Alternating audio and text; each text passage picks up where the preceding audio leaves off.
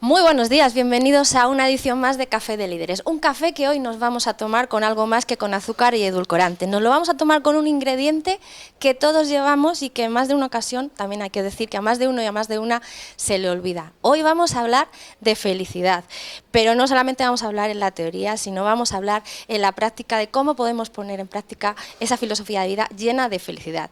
Y para hacerlo, qué mejor que contar con gente feliz. Y gente feliz, pero de verdad, no de la que dice ser feliz.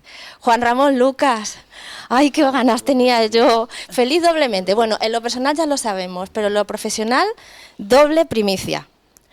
Te estabas echando muchísimo de menos, pero ahora vuelves al mejor lugar del mundo para ti, que es el espacio radiofónico. Bueno, sí, estamos cerrando un poco el asunto y yo creo que dentro de muy popoco habrá noticias positivas en ese sentido, pero vamos, todavía es casi oficial.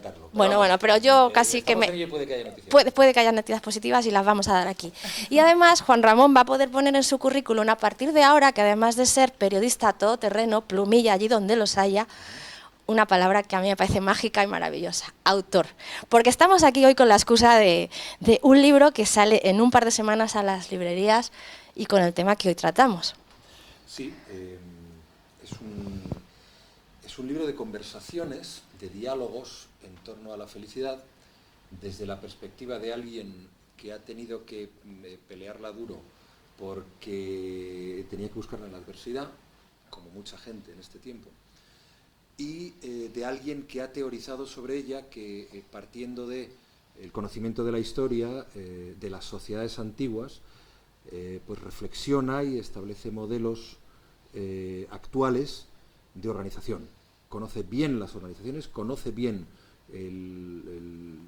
la actitud de las personas en determinadas organizaciones y conoce muy bien los elementos fundamentales de motivación. Por tanto, partiendo de esas conversaciones, de esos diálogos entre la experiencia en torno a la felicidad y la reflexión en torno a la felicidad, pues hemos construido una obra, un libro en el que lo que tratamos es de aportar pistas para el conocimiento y para la búsqueda de la felicidad, que como ellos dicen es más bien una actitud, es más bien algo que tiene que estar presente constantemente y no una meta o algo a lo que aspiremos a alcanzar algún día y mantener siempre con nosotros. Bueno, pues yo voy a desvelar que esa parte de las conversaciones tiene mucho que ver con la persona que está a su era.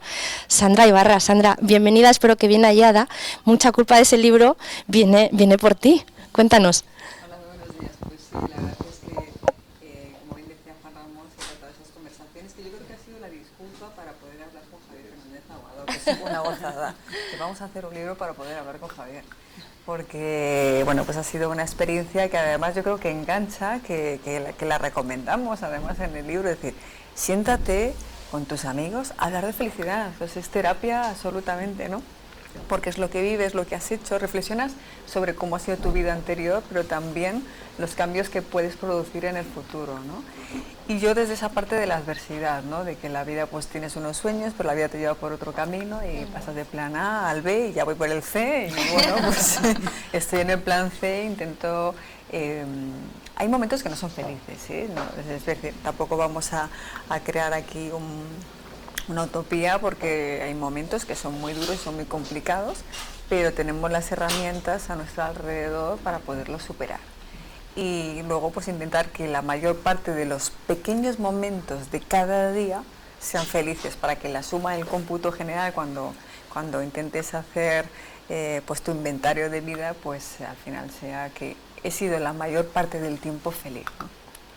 Bueno, y si hay una persona en España a la que le podemos colgar el cartel y además que se deja, es muy facilona ella, Margarita Álvarez, experta máxima en la felicidad, porque ella no solo fundó el Instituto de la Felicidad en su momento cuando estaba en Coca-Cola, sino que además ahora se ha ido a Adecco y allí como directora de Marketing y Comunicación a todos los empleados los tienes, bueno, yo creo que dan botes cuando llegan los lunes por la mañana. Bueno, me gustaría que fuera así, pero cada vez con lo de experta, no sé si existe alguien así con un título como experto o gurú de la felicidad, pero es verdad que he tenido la suerte de llevar los últimos 10-12 años trabajando en felicidad, investigando mucho y sobre todo tratando con gente que sabe mucho de felicidad, entonces pues claro, en el camino se te va quedando mucho aprendizaje. Vale, y la primera pregunta, vamos a empezar así para todos. ¿Por qué tenemos que estar hablando de felicidad si se supone que es algo innato, como los coches que vienen con nosotros, pero que se nos olvida? ¿Es moda? Empiezo yo Venga, empieza tú. Venga, Juanra.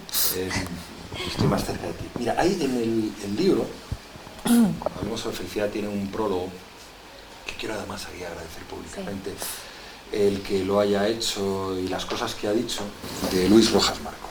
Luis Rojas Marcos dice una cosa sobre la que yo no había reflexionado hasta que se lo he leído a él, porque él dice que es uno de los elementos interesantes del libro, y es que hablamos de felicidad en un país en el que nos da vergüenza hablar de felicidad y sentimos hasta culpa por hablar de felicidad. Incluso alguien puede estarnos viendo ahora y decir, estos tres, claro, hablando de felicidad, por eso, con la que está cayendo. Con la que está cayendo. Entonces, dice Rojas Marcos, y yo creo que tiene razón, que nosotros en este libro lo que hemos hecho es atrevernos a hablar de algo que deberíamos hablar y que, sin embargo, nos da miedo o nos da vergüenza o nos hace sentir culpables. Entonces, yo creo que, en línea de lo que decía Sandra hace un momento, que tenemos que hablar de felicidad. Tenemos que ser sinceros con nosotros mismos, no engañarnos, porque al hablar de felicidad no se está hablando de paz, amor, ¿no? Y plus para el salón. Es. No, sí. No estamos banalizando algo, sino que estamos hablando de algo que es profundamente nuestro, que buscamos siempre, siempre en cualquier circunstancia. ¿Y por qué no reflexionar en torno a ella y el grado de felicidad que ahora podemos tener o podemos conseguir, o qué camino podemos conseguir? Porque siempre hay caminos. Es verdad, mucha gente nos está viendo ahora, pues no tengo trabajo, no tengo perspectiva, no tengo que dar a mis hijos, ¿no? Claro que sí, es una situación muy, muy complicada, muy dura, y muchos la vivimos, pero sentémonos con nosotros mismos, con los que tenemos alrededor, y tratemos de encontrar caminos para que cada momento, cada instante, pueda haber algo que nos resulte alentador, la sonrisa de nuestros hijos, la llamada de un amigo, el calor del sol entrando por la ventana una mañana. Todo eso nos puede llegar por muy mal que estemos. Y pongo ejemplos a vuela pluma ahora, porque se me ocurren en este momento. Pero yo creo que debemos ser sinceros y valientes en ese sentido. Atrevernos a decir que lo somos cuando lo somos y por qué lo somos, y a decir que no lo somos, pero podemos encontrar alguna forma de serlo. O de abrir algún camino siquiera mínimo. Una brizna de luz es el comienzo de una puerta abierta. Y no tenemos que tener ni miedo, ni desánimo, ni desazón ante la posibilidad de hacer algo que nos haga sentir bien por muy mal que estén las cosas. Sandra, siempre nace de uno, no esperemos a que los demás nos den la felicidad, y tú bien lo sabes. Absolutamente, y en esa línea de la pregunta, ¿no? O lo que estaba diciendo Juan Ramón, de que nos cuesta decir que somos felices, a mí me decían, ¿cómo puedes unir la palabra cáncer a felicidad?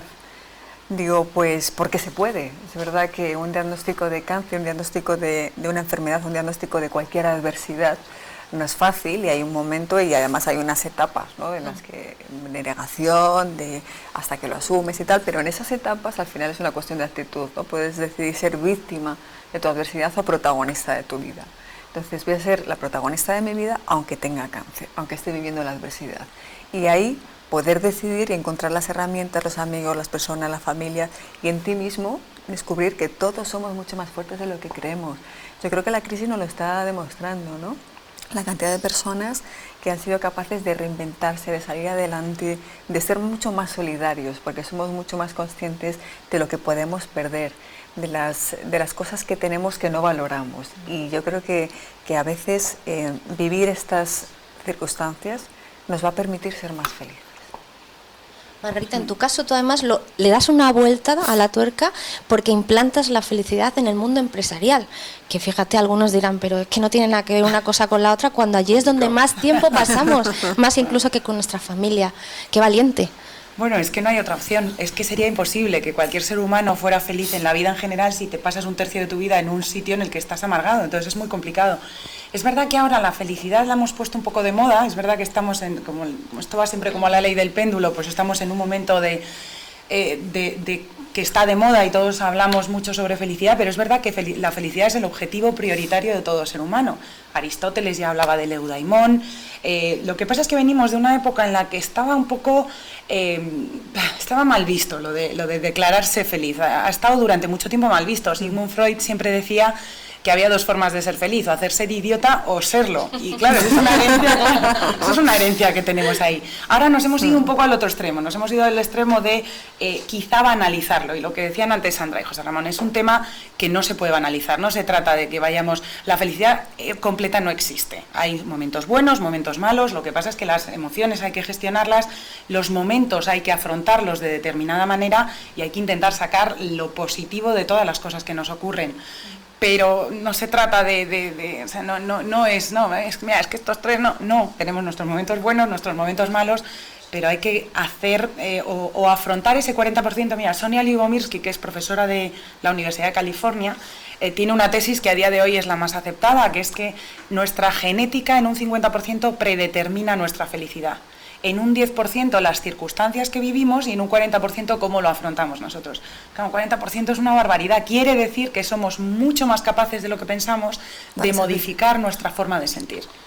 Y no esperar a ser felices, porque siempre estamos esperando a que llegue el viernes, a que lleguen las vacaciones.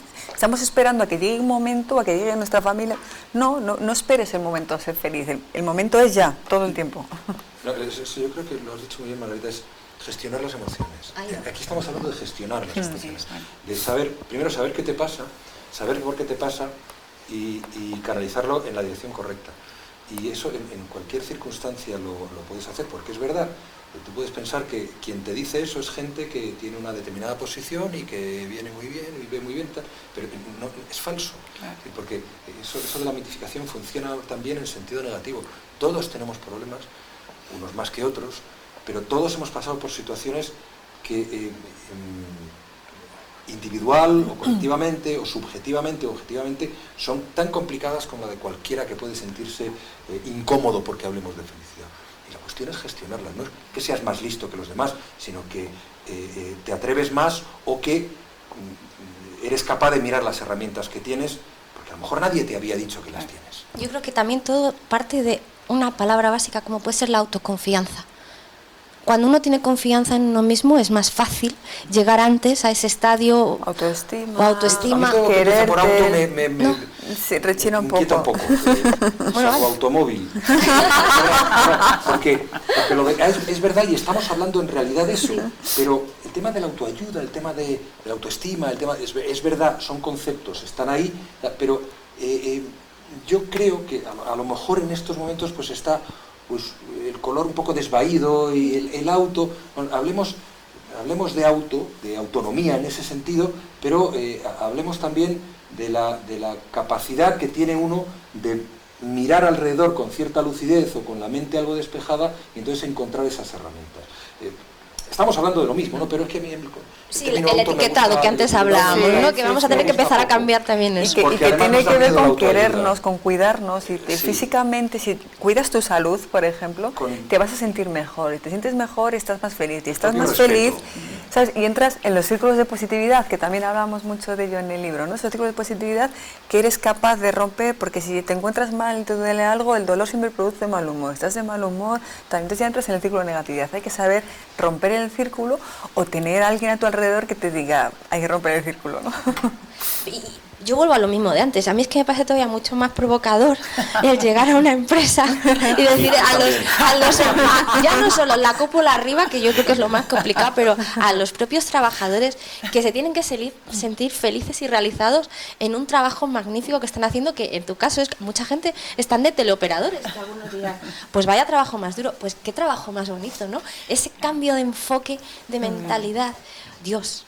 Bueno, yo creo que, fíjate, yo claro, no lo sé, igual no soy objetiva, natural, yo ¿verdad? Lo veo, claro, pero además lo veo importante por dos motivos. Uno, porque en las empresas están formadas por personas y las personas queremos ser felices y no hay otra opción. Y insisto, 8 horas, con suerte, el que esté 8 horas trabajando en un sitio amargado, te contagia tu vida personal y te complica mucho ser feliz en general.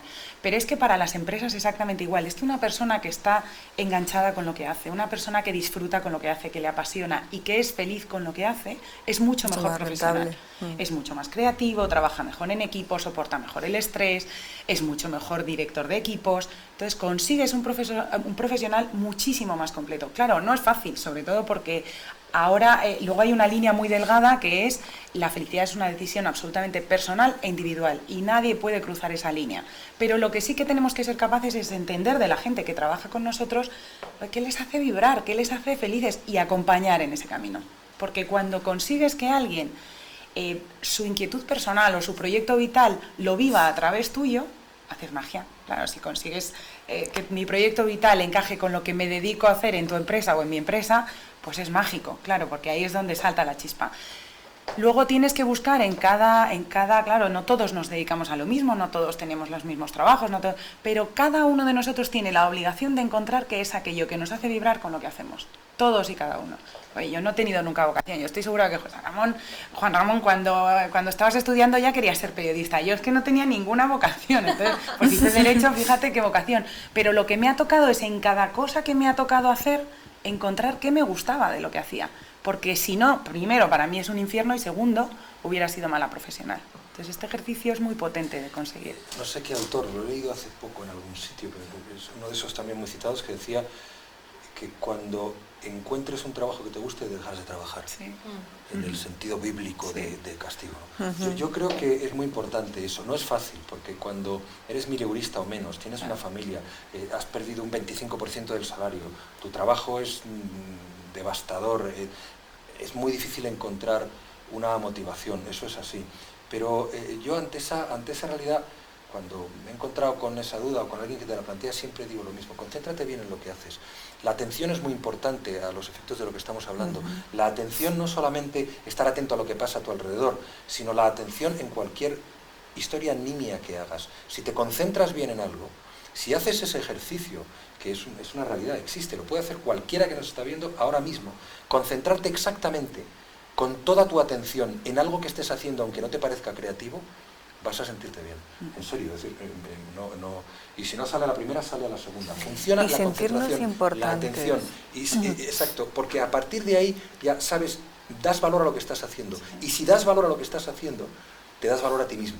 Te sientes importante. No todo el mundo hace cosas tan gratas como para sentirse importante, pero todo el mundo puede hacer bien las cosas y sentirse importante en esa labor concreta. Es lo del Rey León, ¿no? La cadena de la vida. Es decir, todos formamos parte de una cadena. Yo creo mucho en ese espíritu de los pequeños gestos. Yo siempre lo cuento cuando hablas en el ámbito de la ONG, por ejemplo, o de la sociedad, de los propios ciudadanos, que podemos cambiar las cosas. Y hablando, por ejemplo, del micromecenazgo, cuando hablamos en las... Claro que importa, o personas cuando voy a una población pequeña y dicen, no, es que esto es muy poquito lo que hemos recaudado. Digo, no, es que muchos poquitos unidos en todos los puntos donde voy, donde viajo, al final estamos cambiando las cosas. Siéntete importante porque has conseguido cambiar las cosas en tu territorio, aunque sea pequeño. Y ya verás como a final de año todos los pequeños cambios unidos, y cada uno en vuestro pueblo hacéis lo mejor, al final todos los pueblos de España estarían bien, ¿no? Es decir, pues al final creer que somos importantes en lo que hacemos en cada momento de nuestra vida, siendo conscientes de que podemos cuidar el planeta cerrando el grifo, no malgastando el agua, utilizando bien los recursos que tenemos, haciendo... si limpio, que esté lo más limpio porque la gente lo agradecerá cuando venga, te sentirás orgulloso del trabajo que has hecho, hasta el mejor médico o la profesión a la que te dediques. Entender que formas parte de un todo y lo que tú hagas es importante siempre para alguien, empezando por ti mismo, ¿no? Que te puedes sentir orgulloso de lo que haces. Si te sientes orgulloso, pues tu profesión se dignificará contigo, ¿no?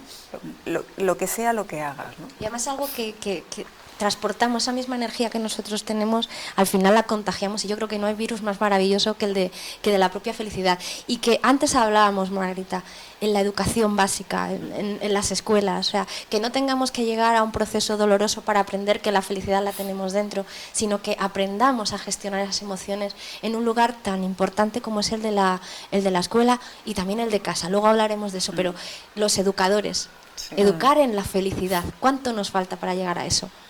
Bueno, espero que no mucho, porque juega un papel fundamental. Es verdad que nadie a lo largo de la vida nos ha enseñado a gestionar emociones, nunca nadie nos enseña. Mira, el otro día estábamos en un debate hablando sobre cómo deberíamos incluir la gestión de las emociones en los colegios. Entonces me decían, había una directora de unos colegios que decía, bueno, es que si yo meto una clase que sea gestión de las emociones me quita créditos. Claro, es que no se trata de meter una asignatura que sea, se trata de que el trato de los profesores, que los profesores estén formados en hacer que los niños entiendan que todas las emociones son normales, que es bueno estar triste, es bueno tener miedo, es bueno estar alegre, es bueno que todo eso hay que gestionarlo, pero que hay que aprender en tu cotidianeidad, que no se trata de que tengas una asignatura concreta de esto, sino que... Y solo salís de 4 a 5, ¿no? Exacto, eso es, matemáticas de 3 a 4 y de 4 a 5, felicidad. No, claro. Y luego hay otra y me pongo así. No, ya, como ya se ha acabado. Entonces se trata un poco de que transmitamos determinadas cosas con nuestra actuación, con nuestra forma de ser y de tratar a los niños, pero no tanto como si fuera una asignatura cerrada y exacto, de 4 a 5. Pero es un momento fundamental, es un momento, el de la educación, absolutamente fundamental. Y una de las cosas que aprendimos con el Instituto de la Felicidad fue el papel fundamental que tienen los formadores, los educadores, en la felicidad futura de los niños. Y no sé si le estamos transmitiendo esto a los profesores, no sé si les estamos explicando el papel tan relevante que tienen en ese aspecto en la educación futura de un niño. Yo creo que no, ni a los padres. Sí. Ni a los padres. Yo creo que es algo de lo que hablamos en el libro también, ¿no? Se educa en felicidad. Discuten Javier y Sandra Sobello, conversan, porque... con Javier no se puede discutir. Discusiones. No, porque además vas a perder seguro. Te saca la cita de este del otro. Y yo rubia además, entonces. En términos Y tú rubia. de intercambio dialéctico. Nada más. Y hablan de ello, ¿no? De que no se educa en felicidad. No se educa en las escuelas, pero los padres tampoco somos capaces de educar. Yo creo que tenemos una mentalidad de disciplina, que sobre todo en mi generación, ya las posteriores algo menos, de disciplina excesivamente férrea en una forma de educar, que se basa más en memorizar y en determinados comportamientos, y damos menos importancia, por ejemplo, algo que lo tiene también, no digo que no haya que tener disciplina, la disciplina es vital, fundamental, con los niños sobre todo, pero se educa mejor con el ejemplo, o se educa de una manera muy eficaz con el ejemplo, con los niños interiorizando lo que ven, con los niños aprendiendo a gestionar las emociones con el diálogo, con la disciplina, insisto, pero con el diálogo también. Y, como tú dices, más que tener una asignatura, si se formara a los enseñantes en que tienen que tener... Es que la inteligencia emocional es un descubrimiento que no es nuevo y que la inteligencia emocional no se educa de ninguna manera. No digo que sí haya asignatura de inteligencia emocional, pero que sí haya por lo menos un cambio de la forma de educar, de manera que la inteligencia emocional sea una de las inteligencias que se desarrolle también. A mí hay una frase que con respecto a los hijos me gusta, ¿no? Que dice, no les digas a tus hijos lo que tienen que hacer, dice, te están viendo. Es decir, no fumes y tú fumas, pues no, es decir, te están viendo y tú eres el mejor ejemplo, ¿no? Entonces convertirnos todos en el mejor ejemplo, o ser el reflejo de lo que queremos ver en el mundo, ¿no? Si la actitud de un profesor tiene que ver con esto que estamos diciendo, te van a imitar, porque te conviertes en referente. Todos tenemos esos profesores que se te quedan marcados de la escuela, de una frase mágica dicha en un momento muy concreto, ¿no? A veces es negativa, como le dijeron a Juanra, que nunca se dedicara a la radio, y le ha venido muy bien de estímulo, ¿no? Para dedicar. A veces también una mala frase. No te dediques, que no vas a dar nunca nada. Digo, pues mira, que con micro, Pilar Equiza me lo dijo. Que nunca te dediques a la radio, que no es lo tuyo, chaval. Pues, ¿sabes? Que siempre hay un profesor también de esos otros, ¿no? Tenemos ejemplos.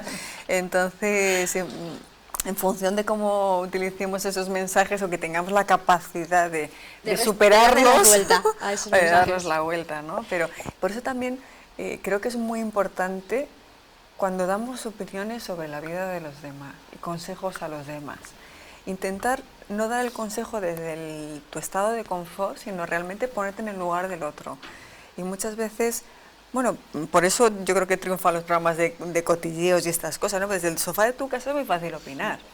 O se torea muy bien desde la grada, pero luego hay que estar en el ruedo, ¿no? Entonces, ser muy conscientes de que una frase en un momento dado a una persona le puede cambiar la vida, para bien o para mal.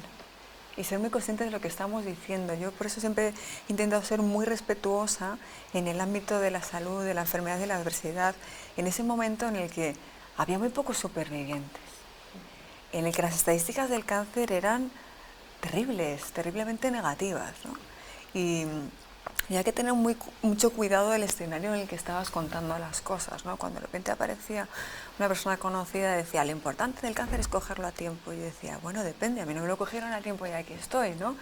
Entonces, si es verdad que todo cogido a tiempo, pues es mucho más fácil de afrontarlo, pero ante ese diagnóstico, pues optimismo y esperanza, porque como no somos futurólogos, pues mira, yo estoy aquí, estoy estupenda. Entonces, explicar muy bien las cosas, ponerlas en contexto y de verdad pensar muy bien la opinión que estamos vertiendo, que estamos, los consejos que estamos dando a los demás, hacerlos de verdad con el corazón y poniéndote en el lugar del otro. Y poniéndonos en el lugar del otro y también quitándonos del medio, como dice Juan Ferrer, autor de Gestión del Cambio, de los esqueístas, de esas personas que están todo el día diciendo, es que esto no me ha salido bien, es que la culpa es del otro. Margarita, ¿cuántos esqueístas hay por ahí por el mundo que hay que quitarse? Porque esa es una manera también de provocar la felicidad, ¿no? Sí, bueno, además siempre hablamos de las cosas que contagiamos cada uno de nosotros. O sea, hay un debate sobre si se contagian más las emociones negativas o las positivas. Bueno, a mí el debate no sé si me interesa mucho, lo que sé es que las positivas se contagian muy rápido. Entonces tienes que decidir también un poco qué contagias cada día a tu entorno, porque tiene muchísima influencia. Y más, por ejemplo, en las empresas, las personas que tenemos equipos. O sea, todos hemos vivido esta sensación de que entra un jefe por la puerta y ya con la cara que tiene ya sabes que el día va a ir bien o mal. Ya. Pero eso no es justo. O sea, eso no debería ser así. O sea, ya hay frases en la empresa que intento erradicar, como pues cuando entras en un ascensor y le preguntas a alguien qué tal y te dice pues aquí de lunes. De lunes. Pues vamos a ver si lo tomamos con un poco más de... Pero es verdad que contagiamos mucho constantemente todos y esa es una responsabilidad que tenemos que asumir, porque tienes que decidir qué es lo que quieres contagiar a tu equipo, a tu entorno, a tu gente, a tu familia, a tus niños. Tienes que ser conscientes que estás constantemente contagiando algo y contagiando emociones. Y no busca la culpa fuera, lo que te decía, ¿no? Siempre es la culpa de los demás. Él es que siempre estamos buscando la culpa, todo el mundo tiene la culpa, pero yo creo que tenemos que empezar por nosotros mismos. Por la responsabilidad, cambiar culpa por responsabilidad, ¿verdad? Funciona absolutamente, es como si fuera una ley matemática, lo que dice Margarita. Yo lo he experimentado y no me lo he creído hasta que no lo he experimentado. Si tienes un mal día y tu equipo va a tener un mal día, y tu gente va a tener un mal día, eres capaz de motivar y estás de buen humor y la gente que está a tu alrededor, esas cosas funcionan.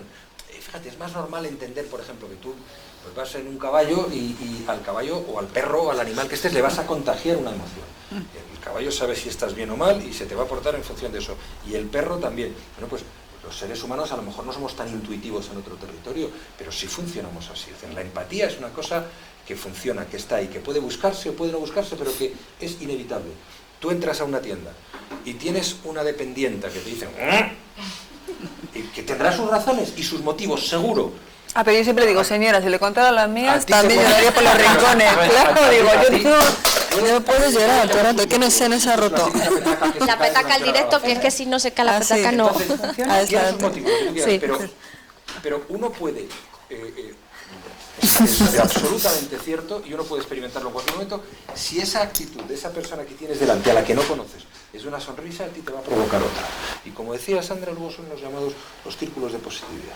Es decir, insisto, que esto no es una ingenuidad de gente bien, esto es una realidad que se da en cualquier circunstancia y a cualquier nivel. Una sonrisa es una tarjeta de visita y es una entrada para tener un día grato si eres capaz, como decía antes, de atender a ello y actuar y dejarte llevar en ese sentido.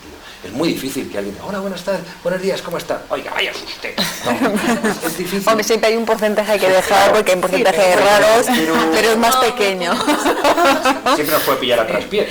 A veces te pasa que bueno, pues vas un día en un aeropuerto, te encuentras a alguien y dices, perdón, es que tengo prisa, y va y tú te dices, este es un borde y un desagradable. No, siempre que se habrá caído como sale en la tele, encima ya eso se crea que se puede colar. Pero lo normal es que ante un estímulo positivo, tu reacción sea positiva. Insisto, ninguno de nosotros, creo, somos psicólogos, pero estamos hablando de la experiencia de la observación y de lo que cualquiera de nosotros que nos está viendo, que nos está escuchando, que nos está criticando, puede experimentar en cualquier momento. Claro. Cuando a veces lo hace, yo lo he hecho con personas, ¿no? Me acuerdo de una persona que al final le dije, es que estás enfadada, digo, yo creo que te estoy siendo educada, te dice, pues tienes razón y tal. Y ya otras veces que he ido dice, oye, lo he conseguido, no era tan difícil. Te lo van contando la experiencia del cambio de actitud, ¿no? Porque dice, es que tú lo cuentas y parece fácil. Digo, no, pero se entrena. Yo creo que el músculo del optimismo es un músculo que se entrena y además, como ves que funciona tan rápido, te engancha, ¿no? Y dices, pues sí, es que funciona y me van mejor las cosas por esto, ¿no? Y además luego lo puedes compartir con tu entorno, que eso es muy bonito también, ¿no? Porque la felicidad, también lo hablamos, la felicidad en soledad no es felicidad, al final tiene que ser compartida, ¿no? Con tu pareja, con tu familia, con tu gente. Autosatisfacción. No, la felicidad Autofelicidad. En el libro Es compartida. se abren las puertas de la felicidad, se abren hacia afuera. Eso dice Javier. Se dice Javier, se abren hacia afuera y no hacia adentro. Y eso es así. Cuando a alguien le cuesta entender, Javier, es que lo de dar, sí. O sea, cuando alguien tiene alguna duda sobre ese concepto de que dar es más grato que recibir, que piense cuando le hace un regalo a alguien a quien quiere. El gustito que da, que te guste, que le guste a la persona, es más que si te lo hubieran regalado a ti. Ese es el ejemplo perfecto, práctico, en la vida diaria, de que dar es bastante más grato que recibir. Se abre hacia lo del gustito y el placer también lo contamos en el libro, de Sí, si sí, la pero vez que se ve hablando de los placeres vamos y a tal. desvelarlo aquí todo. Oye, Javier está muy presente, no está, él no lo sabe, pero sí que está, ¿eh? Él está aquí. Bueno. Pero fíjate que, Juan Ramón, con lo que estabas diciendo, hicimos no lo quiero llamar experimento porque es con personas, pero con la Universidad de California. Entonces lo que hacíamos era intentar medir qué ocurría en el entorno laboral con los actos de generosidad, ver cómo afectaban a la felicidad de las personas. Y entonces lo que hacíamos era coger 3 grupos. Un grupo A de control, le medíamos los índices de felicidad al principio y al final. Un grupo B, al que lo que le pedíamos era que tuviera un acto de generosidad todos los lunes con el grupo C. Y medíamos a ver qué ocurría con los 3 grupos. Claro, lo que ya suponíamos, y es que el grupo B aumentaba y disparaba sus índices de felicidad mucho más que los otros 2, y el grupo C se contagiaba, y entonces al empezaba también. Empezaba a tener actos de generosidad. Qué bueno. Porque es muy potente, es que la generosidad es muy potente. ¿no? Sí. Eso funciona. Y eso lo No, tiene pero no claro. lo terminamos de creer, no sé por qué. Es verdad, ¿por qué? Porque volvemos a lo que hablábamos al principio, porque le tenemos miedo a reconocer que hay cosas emocionalmente gratas que le podemos llamar felicidad o le podemos llamar lo que tú quieras. Uno es feliz cuando gana el Atleti. Ya metió la cuña. Pero eso es felicidad. Y eso es... Pero es que... Cuando gana tu equipo. No, yo he visto... General. Yo soy del Atlético. También. He visto gente que ¿De qué está equipo pasando eres? una enorme... Las de tiembre, por favor. Así somos del Atlético todos. Volvemos Por a eso los somos tan principios, felices. perdona. Yo he visto gente que lo está pasando mal, verdaderamente mal, disfrutar durante un partido de fútbol con los goles de su equipo. Y esa gente luego te dice, joder, ¿cómo hablas de felicidad con lo mal que estamos? No, perdona, ¿dónde estabas tú ayer? Que te vi yo en el Calderón dando unos botes tremendos. ¿No? A eso me refiero cuando digo que tenemos miedo y que no somos capaces de ver lo que tenemos alrededor, porque todo el mundo quiere ser feliz. Y hay un montón de herramientas, la generosidad, la solidaridad, el amor. Alegrarte de las cosas de los demás alegrarte de las cosas de los también, demás. que está muy bien, compartir También. la felicidad de algo le ha pasado bueno a alguien cercano, con las tecnologías que tenemos ahora de poder mandar un mensaje, que te estás acordando de alguien que está fuera de tal, y de repente llega un mensaje y tú estás en Japón, y te llega un mensaje de alguien y te dice, esta persona está acordando de mí, ¿no? Eso a mí me parece que es un momento para ser feliz. Las redes sociales en ese sentido yo creo que pueden universalizar esa felicidad, ¿no? De que sea muy rápida, muy cercana, muy fácil, en muchas cosas, con gestos muy sencillos. Estamos llenos de emoticonos felices para mandar a la gente y siempre hace ilusión recibirlos, ¿no? Entonces es muy básico. Yo a lo mejor soy también básico y primario, pero yo en momentos complicados he disfrutado viendo un pájaro, o que te entraba un rayo de luz por la ventana y dices, qué bonito, tal. Y a lo mejor pues que sabes ver los pájaros. A lo mejor no, ya, pero bueno, quiero decir, es una manera así. A lo mejor es un instante. Me parece al aseo y he aprendido mucho de pájaros. Pero ese instante tiene el valor, aunque sea en una dimensión pequeña, tiene el valor, como decía antes, de abrirte una puerta. Es que yo me empeño, insisto mucho en eso, porque te encuentras con mucha gente en determinado ámbito que te dice, no, es que claro, tú estás filosofando, estás hablando de felicidad, porque no, pero usted, es que esto es común, esto es un sentimiento común. Tú citabas antes no sé si Aristóteles, para los griegos la política era la profesión más noble, porque buscaba el bien común. Yo sigo pensando que la política ha de ser una profesión noble. Otra cosa es que la ensucien, pero ha de ser una profesión noble, Entonces, cuando uno cree en estas cosas, cuando uno cree en determinados principios, es capaz de ver que la realidad no es que tú la puedas pintar o despintar, dibujar o desdibujar, pero que sí puedes gestionar lo que tú sientes en torno a ella, y como dice Sandra muchas veces, no nos hacen felices las cosas, sino la idea que tenemos de las cosas. Y que no nos hace falta muchas cosas materiales también un poco, es decir, un pájaro es de todos, como decía Juan Ramón, es decir, hay muchas cosas que tenemos que no las apreciamos porque no prestamos atención a ellas, ¿no? Otra vez volvemos a la atención. En otras cosas. Claro, y pensamos más en lo material y tal, en estos libros que te dicen, visualízate en una mansión y en un tal. ¿Pero por qué? Si yo soy feliz en una playa donde no haya ni chiringuito ni nada y que esté yo, ¿sabes? O sea, es que hay muchas otras cosas que te pueden hacer felices y yo siempre digo, hasta un café que huela a café por la mañana y te levantas, a mí me parece una sensación maravillosa, y el agua calentita, tenemos la suerte de abrir un grifo y que salga agua y caliente y dices, esto es la bomba, ¿sabes? Es que es una gozada sentirte bien dándote una ducha y que bien huele el jabón. Hay muchas cosas que se nos pasan, ¿no? A lo largo del día que son momentos que te pueden hacerte sentir muy bien. Bueno, pues hablando de pasar, se nos ha pasado ya el arroz, no, pero el tiempo sí.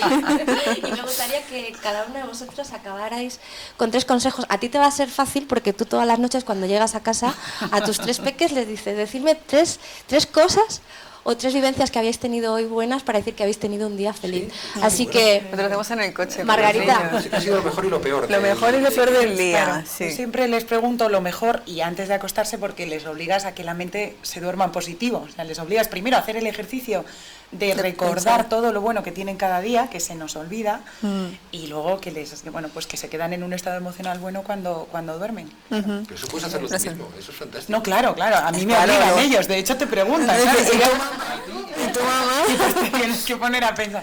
Y entonces, ¿y tú qué? ¿Y tú qué? ¿Cuáles son tus 3 claves para la felicidad? Pues mira, yo te diría que van mucho ligadas a este concepto. A ver, nosotros, nuestro cerebro, pues por motivos de evolución, nuestra memoria a corto tiende a recordar mucho más las cosas negativas que las positivas, porque necesitaba recordar que me he comido esto y estaba malo, entonces no volver a hacerlo. Entonces, por eso siempre se dice que la felicidad se trabaja, que a base de ejercicios puedes ir, y lo único o sea, ¿en qué se traduce esto? Se traduce en que recuerdes esas cosas positivas que te pasan a lo largo del día, que las disfrutes. Cuanto mayores nos hacemos, vamos perdiendo esa capacidad de disfrutar de las tonterías que disfrutabas de pequeño, ¿no? Pues es muy importante recuperar esos momentos. Entonces, todo lo que sea el ser capaz de recordar por qué tienes que estar agradecido, qué 3 cosas, a qué 3 personas o por qué 3 cosas deberías estar agradecido hoy, porque eso, insisto, te obliga, pueden ser trascendentales o pueden ser cosas nimias que te han pasado, pero es muy importante que pongas a trabajar en positivo tu cabeza. Igual cosas buenas que te han pasado. En el trabajo, ¿qué 3 cosas son las que te hacen vibrar de lo que haces? Hay un autor en Harvard que siempre dice que hay un ejercicio muy potente cuando estás quemado, que a muchos, bueno, pues a lo largo de la vida entras en esa fase, y te dice, mira, describe en un papel tu puesto, lo que tú haces, para que el de enfrente se lo quiera quedar. ¿Por qué? Porque te obliga a que pongas las cosas bonitas de lo que haces, te obliga a pensar una vez más en positivo. Entonces, todo lo que sea, funcionar en ese esquema, funcionar en, mira, yo tengo que sacar adelante, yo creo que las cosas no pasan para mejor, creo que la gente saca lo mejor de las cosas que pasan. Pues esto es ese ejercicio, es intentar sacar siempre, siempre se puede sacar algo bueno y siempre se puede ver cuáles son esas cositas pequeñas a lo largo del día que me van a hacer feliz, porque no es que vayas a ver un día la luz y vayas a decir, ostras, ya soy feliz, ya he entrado en el nirvana. No, eso no existe. Lo que existe es que te metas en la cama todos los días diciendo, pues ha estado bien, ha merecido la pena. Sandra, ¿qué merece la pena para ti para cerrar? Pues mira, sí, yo creo que las 3 cosas, por un lado la atención que hemos hablado. Yo creo que sin la atención es que no somos, a lo que no prestamos atención no forma parte de nuestra vida, con lo cual es imposible que lo utilicemos para ser felices. Luego creo que los círculos de positividad, me parece que es un ejemplo muy básico, muy sencillo, comprensible para todas las edades, y que entrar en esos círculos de positividad funciona. Y yo creo que otra es ayudar a los demás. Creo que a veces incluso si te es algo egoísta, pues puede ser porque te sientes tan bien ayudando a los demás y ayudando a mejorar tu entorno, que me parece que es algo que tendríamos que hacer todos, pero yo siempre digo como un valor, no como una obligación social, sino como un valor que tenemos y que vaya innato en nosotros, ese bien común del que ha estado tan presente en estas conversaciones. Y Juanra, te lo han dejado difícil, las chicas. Ahora dice, a ver qué digo yo, pero tiene recursos fijo. No, es un poco complementando lo que ella dice, ¿no? El valor de la atención. Yo lo decía antes, lo que hagamos, sea o no gratificante, es muy importante. Le damos valor a lo que hacemos y nos damos valor a nosotros mismos. Eso es muy importante. Atender, hacer bien, concentrarte en lo que haces, por desagradable que te parezca, porque al concentrarte en ello y darle valor, insisto, te das valor a ti mismo. Luego, respetar profundamente a los demás, en el sentido de ser generoso, pero de valorar también lo que ellos pueden darte o hacer. Yo procuro también a mis hijos decirle, cuando alguien hace algo por ellos, que se valore, que lo valoren, porque cualquier cosa nimia, que te cedan el paso, que te dejen un asiento, que te den una sonrisa, tiene muchísimo valor y tienes que agradecerlo. Entonces yo creo que hay la atención en lo que uno hace para darle valor, por tanto, darte valor a ti mismo, y la atención a los demás para dar valor a lo que hacen por ti, porque es muy importante. Y si tú eres capaz de concentrarte y por tanto dar importancia a lo tuyo, y concentrarte y dar importancia a los demás, va a ser mucho más fácil que tú mismo encuentres el camino para darte valor y por tanto para ese equilibrio, iba a decir, no, porque no es una realidad constante, pero esa realidad intermitente que es la felicidad. Y otra cosa también muy importante, no te exijas demasiado. Es la auto, y diré la palabra, pero la exigencia propia es muy importante para crecer, pero no puedes exigirte más de lo que puedes dar. Porque te frustras y ya no eres feliz. feliz. Entonces, si estás en una situación complicada, no tienes que ser feliz en este momento. Simplemente puedes encontrar un camino para ir en esa dirección. No te exijas demasiado. Por tanto, atención, respeto a ti mismo y a los demás, básicamente.